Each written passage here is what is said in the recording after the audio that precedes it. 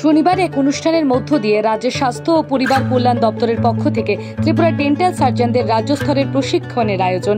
Dental college আগরতলার IgM হাসপাতালের website উদ্বোধন করেন মুখ্যমন্ত্রী। হাত ধরে আগরতলার প্রজ্ঞা ভবনে উপস্থিত মুখ্যমন্ত্রী সহ স্বাস্থ্য দপ্তরের আধিকারিকগণ উপস্থিত ছিলেন। Bureau report, north east 24 news.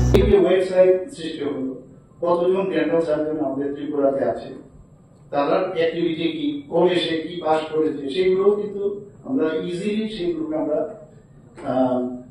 Upload করতে পারি। আপনারা ওদের সবাই শুনে গেছেন অলরেডি, এবং কোন জায়গায় আমরা আছি। আমাদের বিধানসভা হয়েছে, ক্যাবিনেট হয়েছে। আমাদের ওই যারা মিনিস্টাররা আছেন, আগে ফাইল নিয়ে আসতো, ফাইলের পর ফাইল, এখন ফাইল নিয়ে আসে না। সেখানে সবাই সামনে ছোট ল্যাপটপের মতো আছে, সেখানে বসে আমরা সেই ক্যাবিনেট আমরা করি।